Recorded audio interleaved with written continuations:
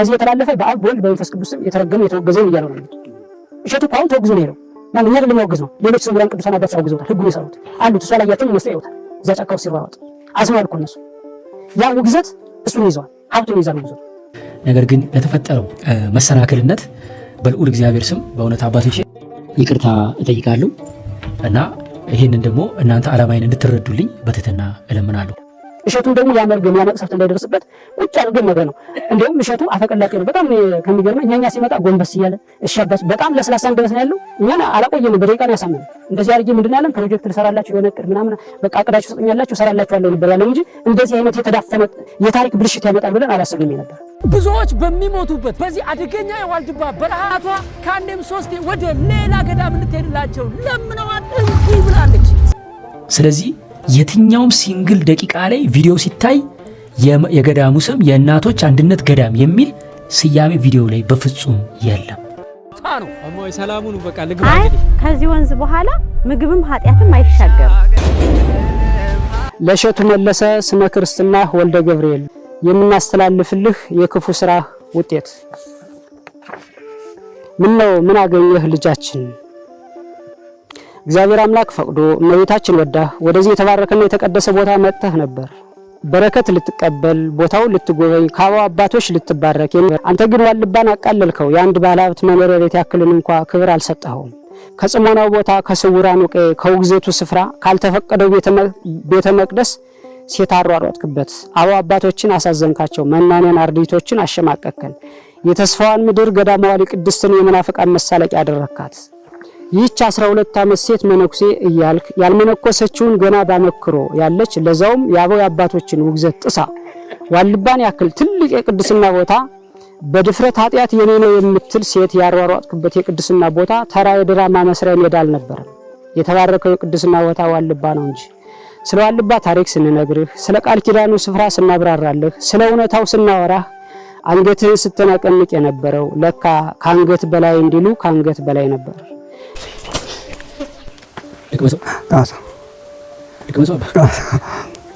ምን ማለት ነው? ያባቶች መንፈስ ቅዱስ ያሳድራል።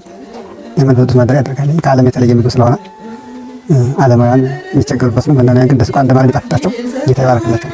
ሐሞትና አይደርግም ቁምጣጤ ለማልክ መላላስ ወረጩ ይሄ ምን ሰራባ እንግዲህ ካልተቻለ አንድ ሰው ያቻው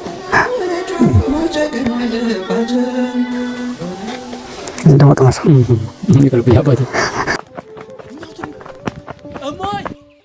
እሞይ እስማ ማራሯጡኝ እኮ እንዴ ስጠራሁት አልሰሙኝም እንዴ እሞይ አረቁኝ ምን ነው ሊጠጡ ነው እንዴ ይሄንን ምን ነው ይሄ ቆሽሻው አይደለም እንዴ እኔ ከከተማ ያመጣሁት አለ ሰጥቶታለሁ እሞይ ይሄንን ጠጣ አረ ይቅርቦት ግድ የለዎትም ይሄ ስንቱ ውሃ ወለድ በሽታ አለ ይኸውልዎት እሞይ እኔ የመጣሁት ያው የእናቱን አደራና መልእክት ይዤ ነው እሞይ አረ እሞይ አረ እንዲያናግሩኝ እሸቱንም ይዘው ትሞታል እሷም ዋሽናት እሸቱንም ይዘው ስለምትሞት ግን ከመሞቱ በፊት እውነት እኔ እንደው በቅድስት ቤተክርስቲያን ፊት ለፊት ቁመን ነው ቁጭ ብለን የምንነጋገረው ያወርደው አሁንም ይሄን ነገር ማስተካከለው ከሆነ መቁጠሪያ ይጣል ገና በምህላ ልንጠይቅ እመቤታችን ስላድኖ አውጥተን ፍረጅ አንቺ ፍረጅ ብለን አንተውም ምክንያቱም ታሪካችን ተቀብሯል። በዚህ ቪዲዮ መጨረሻ ግን በታዳጊዋ ምክንያት ገዳሙ ላይ የነበረውን የሞት ታሪክ የሚያስቀር ተአምር ይከሰታል። እኔ እኮ ሞይ ውስጥ 3 ቀን ነው የምቆየው። ቢሆንም ቋርፍ የሚባል ምግብ አለ። ከዛ ውጭ እህል አይሻገርም። እና ይሄን ምን ላድርገው ሞይ? እዚሁ ቁጭ አድርገው። ግን ኃጢአትም አይሻገርም ነው ያለው? አዎ ኃጢአት አይሻገርም። እንዴት? እንደ ካባ ወልቆ ነው የሚቀረጽ። እህልም ኃጢአት ጌታችን ብሏታል። እሺ ሞይ ወይ በልቼው ሊል እንዴ? አይ እና ከዚህ ብሻገር እኔ ኃጢአቴ አብሮኛ አይሄድም። እንደ ካባ ወልቆ ነው እዚሁ ላይ የሚቀር። እኛ እንደዚህ የምግብ ባሪያ ሆነን እናንተ ግን በቀን አንድ ጊዜ እንደዚህ አይነት የሚመር ነገር በልታችሁ መኖራችሁ እጹብ ድንቅ ነው።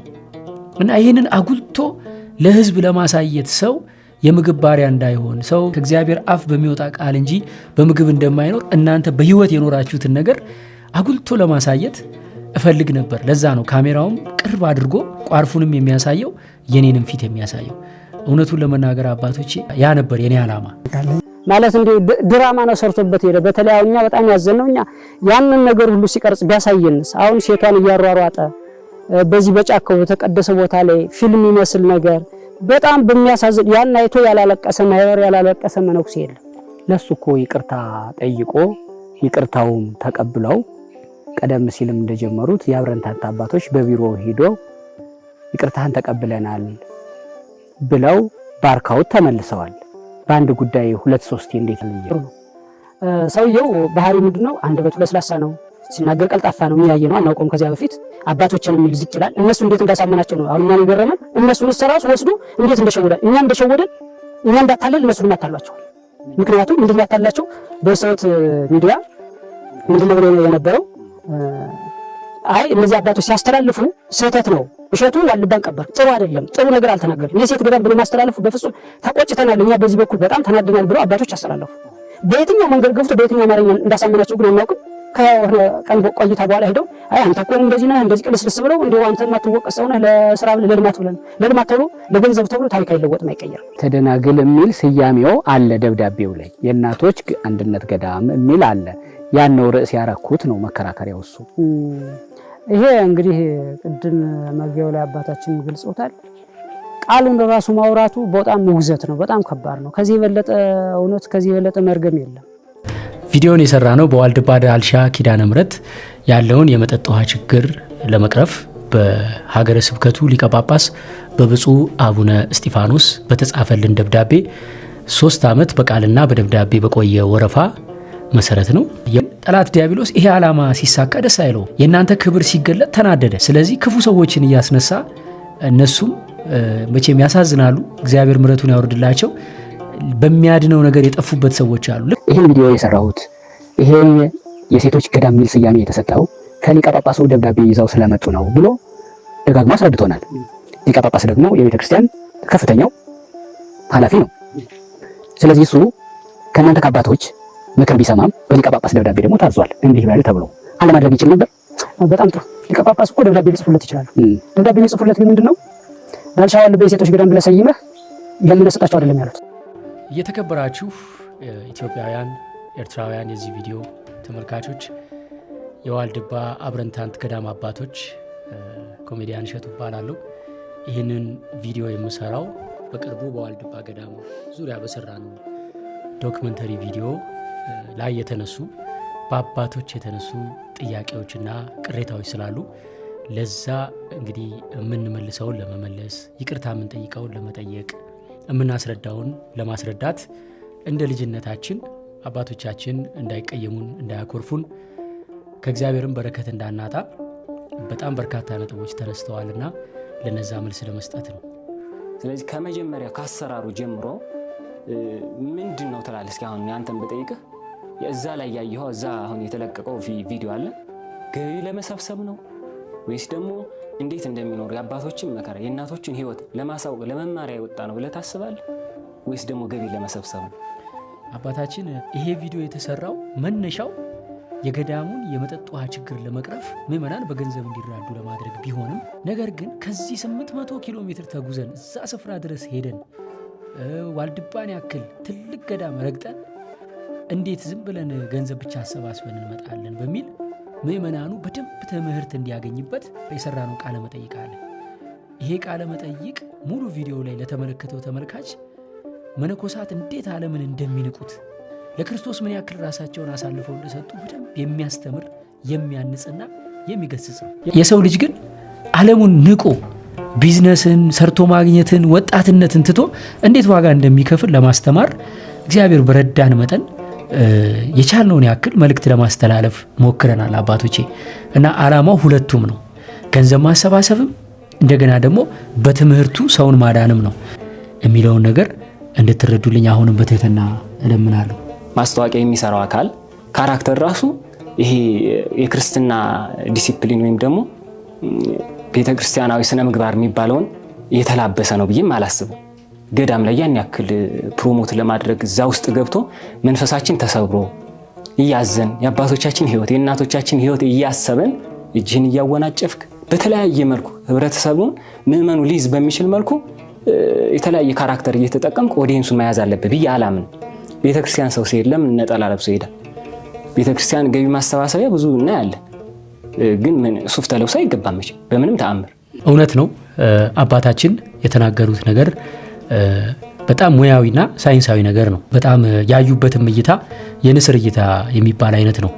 እዚህ ቪዲዮ ላይ ኢንትሮ ላይ የተጠቀምኩት የድምፅ መጠን ቃላቴ አባባሌ ልክ ሌሎች ዓለማዊ ቪዲዮዎች ላይ እንደምንጠቀመው አይነት የድምፅ መጠን ነውና ገዳም መንፈሳዊ ቦታ እንደመሆኑ እንዲህ አይነት ነገር እንዴት እዚህ መንፈሳዊ ቦታ ላይ ይሰራል የሚለውን የአባታችንን ጥያቄ 100% እቀበላለሁ። እንግዲህ አባቶች እዚህ ጋር አሁን ያየነውን በጣም እጄን እያወራጨው ጮክ እያልኩ ስለ ገዳሙ መግቢያ ቪዲዮ የሰራውበት ቦታ ገዳም ውስጥ አይደለም አባቶቼ። ከገዳሙ በጣም ብዙ ኪሎ ሜትር ርቀት ገና መንገድ ላይ እያለን ነው። ገና ወደ ገዳሙ እየሄድን በትንሹ ከ5 ኪሎ ሜትር በላይ ርቀት ላይ ሆነን ተራራውን ስናየው በጣም አመቺ ስለሆነ እዛ ጋ ነው ይሄንን ኢንትሮ የሰራሁት። ስለዚህ እንደው ገዳሙን በመዳፈር እንዳልሆነ እንድትረዱልኝ አደራላለሁ። ነገር ግን ስቲል የገዳም ቪዲዮ ላይ እንዲህ አይነት ኢንትሮ አያስፈልግም የሚለውን ሂስ ወይም ተግሳጽ ግን በትክክል እቀበላለሁ አባቶቼ። ሌላው አለባበሴን በተመለከተ የተነሳው ጥያቄ ነው አባቶቼ። ሱፉን በተመለከተ እውነት ነው አባታችን በደንብ የንስር እይታ ነው ተመልካችን ለመያዝ የተጠቀመበት ይመስለኛል ብለዋል። እውነትዎትን ነው አባታችን። ሱፍ ለብሼ ቪዲዮን የጀመርኩት ተመልካች ቪዲዮን እንደጀመረ እንዳያሳልፈው ነው። ነጠላ ለብሼ የቤተክርስቲያን ቪዲዮዎች ብዙ ስለሰራው ነጠላ ለብሼ ከጀመረ ብዙ ሰው ያው መቼስ እንደተለመደው ዓለማዊ ነገር ነው እንጂ ማየት ብዙ ውስጣችን ደስ የሚለው የተቀደሰው መንፈሳዊውን ነገር ለማየት እንቅልፋችን ይመጣል፣ ያዛጋናል፣ ፍላጎት የለንም እና ሱፍ ለብሼ የጀመርኩት የዓለማዊ ሰዎችን ቀልብ ለመያዝ ነው። ገና ቪዲዮውን ሲያዩት ዓለማዊ ወይም መደበኛ ቪዲዮ መስሏቸው ትኩረት እንዲሰጡትና በኋላ ግን ታሪኩን እየሰሙ እየተመሰጡ ሲሄዱ ይቀጥላሉ በሚል ነው። ነገር ግን አባቶቼ ሱፍ የለበስኩት ከገዳሙ ውጪ ባለው ክልል ነው። ልክ እስከ ገዳሙ ገብተን እግሬን እስከምታጠብ ድረስ ሱፍ ለብሼ ነው የተጓዝኩት። ከዛ በኋላ ግን ነጠላ ለብሼ ለመቀረጽ ጥረት አድርጌያለሁ። አባቶቼንም ለተግሳጹ ከልብ አመሰግናለሁ። አሁን ግን የተለቀቀው ሁላችንም አስቆርፎናል። ዋልድባ የእናቶች የሴቶች ገዳም ተብሎ ሲጠራ እንኳን ገዳም መስርቶ መቀመጥ ቀርቶ እንዴት ይሄ ተባለ? አባታችን በአባታዊ ቃል ነው ቅሬታቸውን የገለጹት። አስቆርፎናል ብለው ነው የተናገሩት። ሰው የሚያኮርፈው የሚወደውን ሰው ነውና አስቆርፎናል። በጭካኔ አይደለም ይህንን ሀሳብ የገለጹት፣ በፍቅር ነው። ስለዚህ አባታችንን በጣም ማመስገን እወዳለሁ። እኔ ደግሞ በፍጹም አባቶቼ እንዲያኮርፉብኝ አልፈልግም። ዶንኪ ቲዩብ ለአንድ ቤተ ክርስቲያን ወይ ገዳም ቪዲዮ ከመስራቱ በፊት መጀመሪያ ከሀገረ ስብከቱ ከደብሩ ከዛ ከሀገረ ስብከቱ እያለ ደብዳቤ እንዲያመጣ ህጋዊ ደብዳቤ ይጠይቃል። እነዚህ የማይታዩ ስውራን ይረግሙታል በእውነቱ። ምክንያቱም የእኛን ስም ብቻ አይደለም ያቆሸሸው የስውራኑን ያበው የቅዱሳኑ ሁሉ ስም የናውነ ተስፋዋሪያትን የናውነ ሚና ስም ሁሉ ስም ያቆሸሸው።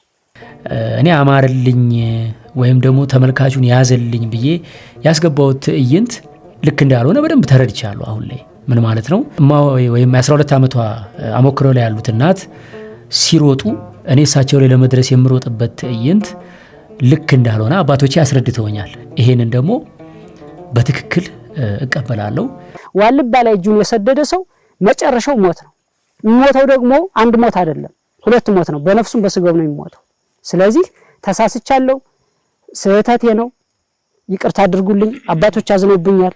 ከዛ በጣም በልዩ ፍቅር በልዩ ሰላምታ ሰጡና ስብሰባ ተቀመጥን። የእናቶች ገዳም ተብሎ መጠራቱ ላይ ልክ እናንተ እንዳነሳችሁት አይነት ጥያቄ አነሱ። ስለዚህ ይህን ጥያቄ ሲነሳ የመጣሁት የውሃ ስራ ተሰርቶ እናቶች ውሃ የሚያስፈልጋቸውን መጠጥ እንዲያገኙ ነው። ለዚህም ደግሞ ጥያቄው የቀረበልኝ ከቤተ ክህነት በደብዳቤ ነው። ስለዚህ እንዴት ላድርገው? አሁን ደብዳቤው ላይ የእናቶች አንድነት ገዳም ይላል፣ በቃል ደግሞ እናንተ እናቶች አንድነት ገዳም አይባልም ብላችሁኛል። እንዴት ላድርገው ብዬ ጠየኳቸው። ስጠይቃቸው ምን አሉ? አይ በቃ ቢያንስ የእናቶች ገዳም ብቻ እንደሆነና አባቶች እንደሌሉ ተደርጎ ቪዲዮ እንዳይቀርብ ሲሉ፣ አባቶቼ ያለ እናንተ እንዴት ይሆናል? እናንተ ታሪኩን የገዳሙን ስትናገሩ፣ እናንተ ስለ ቋርፉ ስታስረዱ፣ እናንተ ስታብራሩ ካልቀረጽኩ ቪዲዮ ሙሉ አይሆንም። ስለዚህ እናንተን መቅረጽ አለብን። ነገር ግን ይሄንን ልማት የምንሰራው ይሄ ገንዘብ የሚሰበሰበው በደብዳቤው ላይ ባለው መሰረት ለእናቶች ስለሆነ ለእናንተ ለአባቶቼ ደግሞ ይህ የእናቶች ፕሮጀክት ልክ ተጠናቆ ለምርቃት ሲበቃ ድጋሚ የምስጋና ቪዲዮ ለመስራት ስለምንመጣ የዛኔ ስንመጣ ቃል ምገባላችሁ ለእናንተ ደግሞ የጀመራችሁት ፕሮጀክት ካለ ቪዲዮ እንሰራላችኋለን። ምክንያቱም እኛ እንደ አንድ ገዳም ነው የምናየው፣ ወረፋውንም እንደ አንድ ወረፋ ነው የምናየው። ለእናንተም ቪዲዮ እንሰራላችኋለን ብዬ ቃል ገባሁላችሁ። በዚህ የተስማማ ነውና የተግባባ ነው።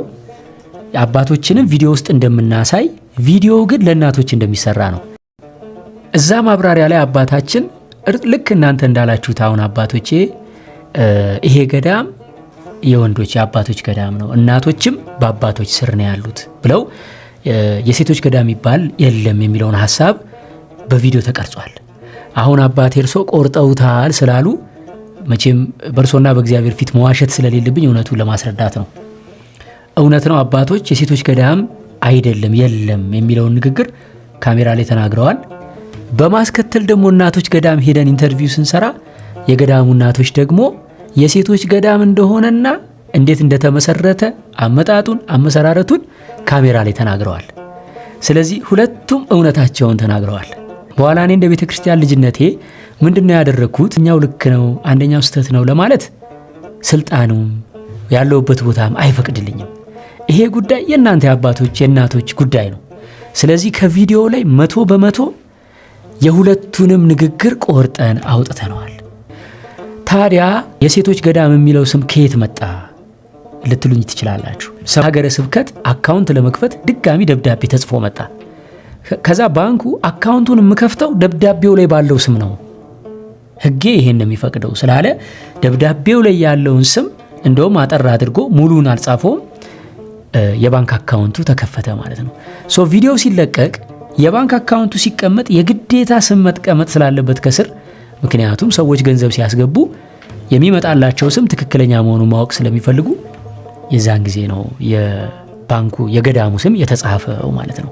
12 ዓመቷ ታዳጊ አመክሮ ላይ ያሉት እናት ውሃ ለመቅዳት ሲሮጡ እኔም እሳቸውን ለመድረስ እሳቸው ላይ ስሮጥ እሳቸው ሲሮጡ እኔም ስሮጥ ሰርተናል።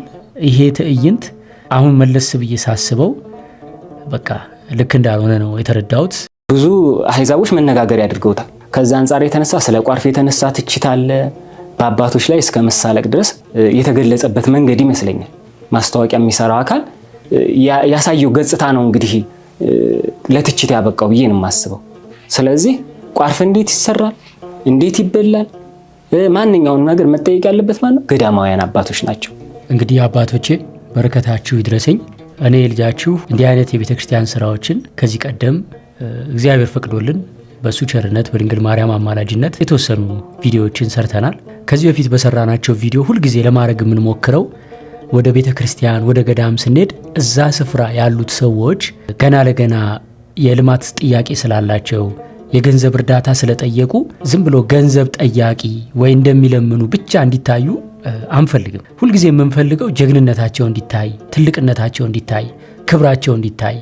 ኢቭን ይሄን የልማት ጥያቄ ወደኛ የሚያመጡት እግዚአብሔር ከነሱ በረከት እኛን ሊያሳትፈን ሊያድነን እንደሆነ ተመልካች ሁሌ እርግጠኛ እንዲሆን እንፈልጋለን። ልክ በዋልድባም ኬዝ ስንመጣ አባታችን እርስዎ እንዳሉት ቋርፉ እንዴት እንደሚሰራ የገዳሙ አባቶች ማብራራት እንዳለባቸው በትክክል አምናለሁ። ይህንንም ገዳሙ በመደበልን አባት ማብራሪያ እንዲሰጡልን አድርገናል። ቪዲዮም ላይ እንዴት እንደሚሰራ እኛ አባት እሳቸው ሲያብራሩ እኛ ቋርፉን እያሳየን ነበር። በምስል ድምጻቸው ይሰማል፣ በምስል ግን እያሳየን ነበር። አስታውሱበት ነበረ። ቋርፉን ስቀምሰው አባቶቼ ለማሳየት የፈለኩት እኔ የውሸት የሚያጋንንኩት ሪአክሽን ወይም ግብረ መልስ የለም። በትክክል በእውነት ቋርፉ ያለውን ምሬት ለመብላት የሚከብድ እንደሆነ እዚህ ጋር ለማሳየት የፈለኩት እኛ የላመ የጣመ እየበላን ከተማ ላይ ምግብ መወዳደሪያ ነው አባቶቼ። እንግዲህ አባቶቻችን ያለ ምክንያት ይህን ጥያቄ አላነሱም። ስለዚህ ካነሱት ጥያቄ በጣም ብዙ የወሰድነው ትምህርት አለ። እንዲሁም ደግሞ በይፋ ይቅርታ ልንልም የምናምንበት ጥፋት አለ። ስለዚህ እነዚህን ሀሳቦች ለምንወዳቸው ለምናከብራቸው አባቶቻችን እንድታደርሱልን አደራ ላለው